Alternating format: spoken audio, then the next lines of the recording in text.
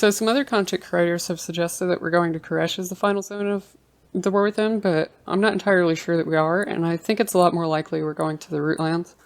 The Rift of Uln is considered the deepest layer in the Emerald Dream. Malfurion and others note that just below it is incredible primordial energies, a confluence of forces like the Nether, Shadow, Light, and more are there. Malfurion felt uneasy staring into it and tried to spend as little time there as possible.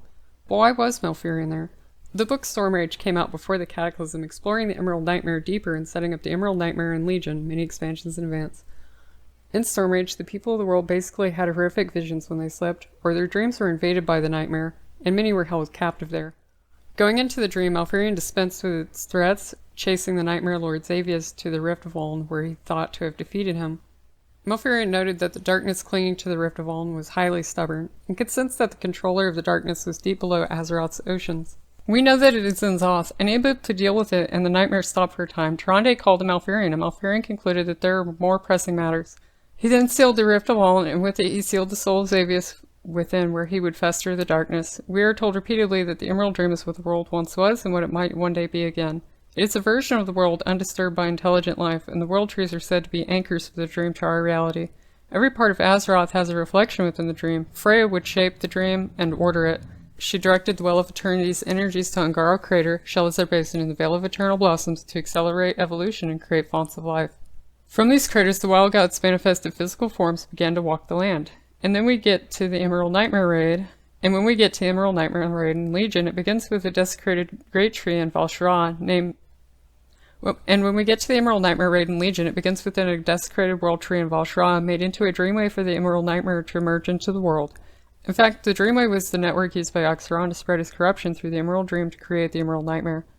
Still, in the novel Stormrage, Malfurion noted that a powerful dark force held on desperately to the Rift of Uln, and Xavius was sealed within, and we know the only layer of the dream it resides over is primordial energies of creation.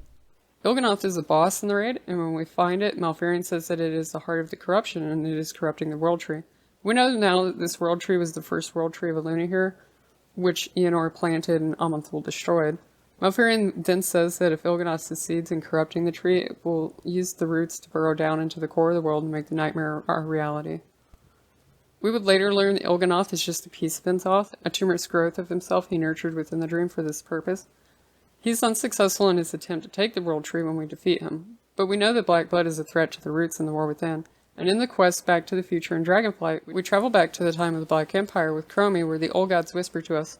3 of them reuse old voice lines, but one has new whispers. It is N'Zoth, and in these whispers he basically lays out all the events of the War Within, most of which have come true except for one. And that one thing that N'Zoth says is deeper, deeper its roots will reach, welcoming our embrace.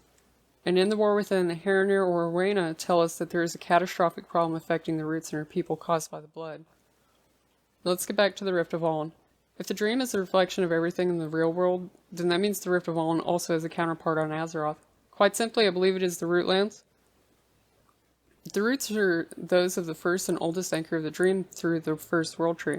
It is the deepest part of the dream and close to the primordial energies of creation, like what Malfurion described. But it doesn't stop there. This is the Rift of Uln in the Nightmare. There is nothing but shadows and roots. Roots that reach down from the ceiling towards the player. That is all there is. But most importantly, and what I hope you enjoy from this video, after we defeat Xavius, we enter a purified layer of the Rift of Uln. We can see an echo of Ysera walking into a cave. If we follow her there to the deepest corner, there is a flower called Remnant of the Nightmare. If you bring the Legion artifact Xal'atath to this flower, she will tell us something interesting.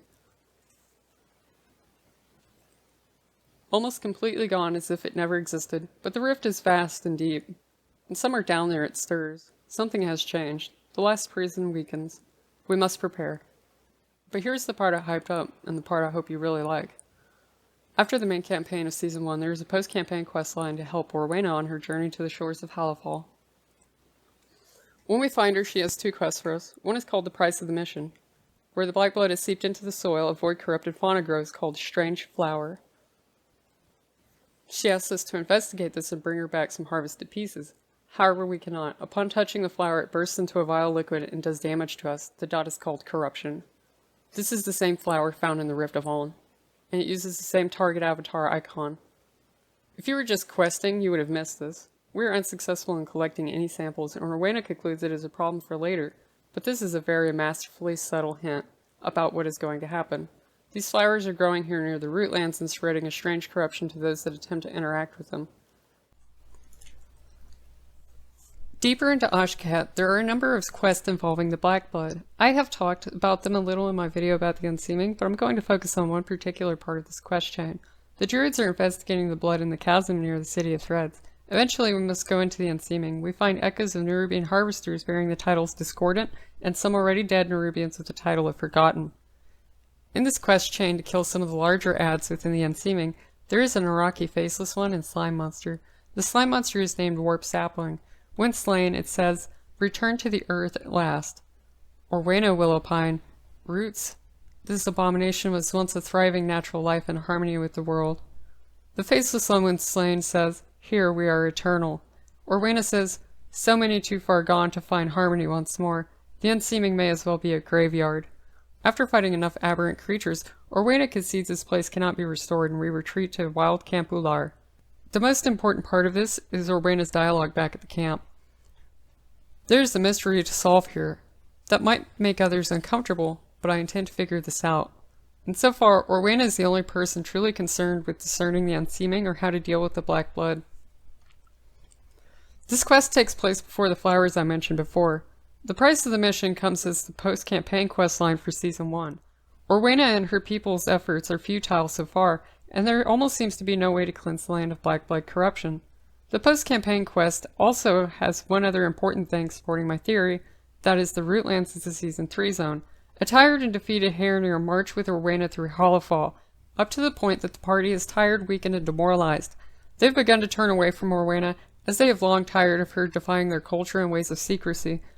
Except for one, who may be her loving partner, but she bids him to go with the others back to their homeland while she travels to the shores of Hollowfall.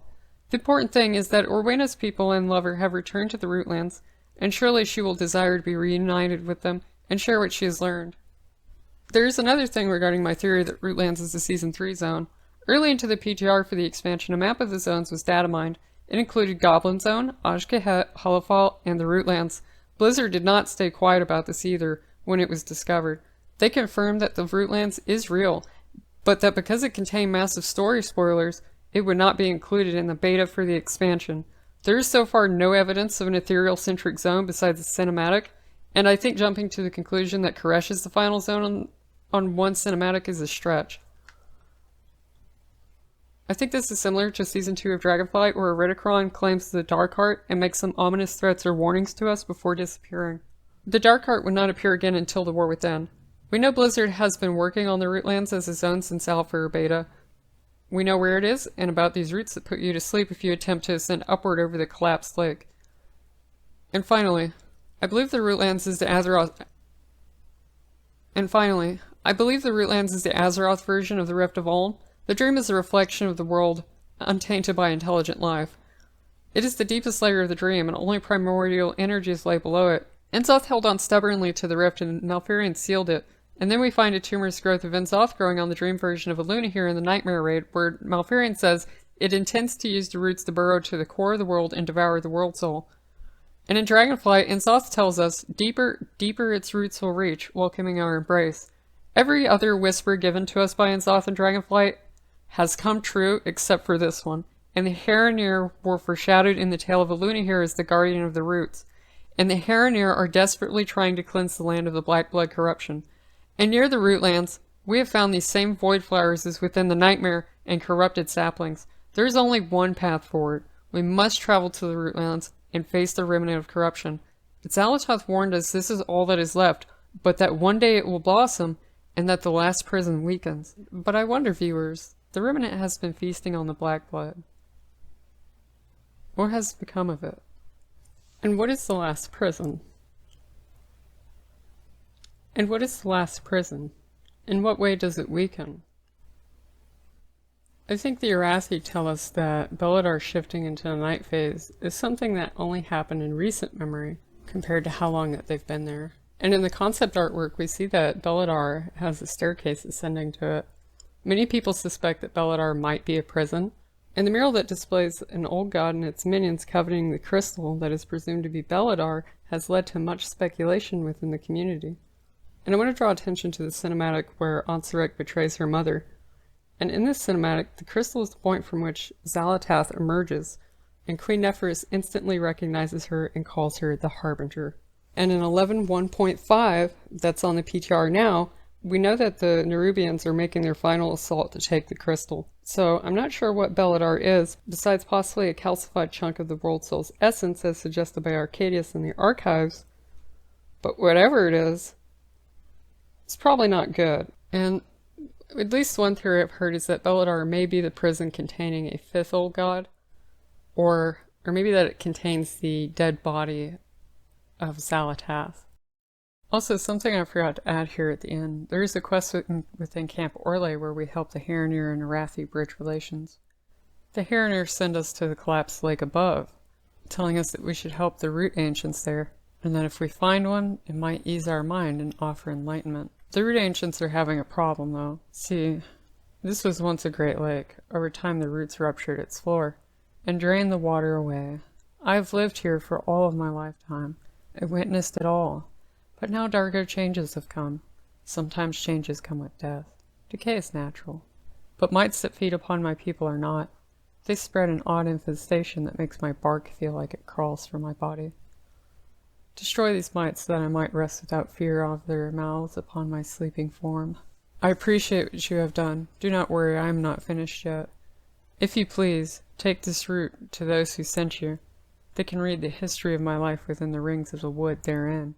My life is one of many in the Tapestry, and we are all intertwined. These strangers you have encountered may be reclusive, secretive even, but they understand this tapestry like no other, and guard it with their lives. Back in the Camp Orlais when we finish this quest, Nylia says to us, "You understand that others lead lives different to your own. Our ways restrict us, our traditions are not for the ears of strangers. I've only spoken to you at all due to Arwena's word, but I can feel Onahea's disapproval from here. It is uncomfortable to have mysteries at times. It is why so many fear the dark, it is unknown. I know it must seem cryptic. So why do I bring this up? So we learned from the ancient that there are rings, just like trees in real life, that are used to count how old they are, and WoW are used to retell their life and memories, and that the Haranir are able to read these rings, which are a part of a tapestry that interconnects everything and tells us history. So, going back to what Il'gynoth said to us. He says, "A presence something new yet familiar, yes. Your coming was foretold in the rings. The circle is nearly complete." And in Back to the Future, and in the Back to the Future questline, the knowing presence says to us, "I know you, what you are, what you will yet be. You will follow him to the deep places, the dark waters will flow in his wake. With many eyes they shall see again, they will drink and be uplifted. Deeper, deeper its roots will reach, welcoming our embrace. Her dreams sing beneath the surface, our dreams, our song.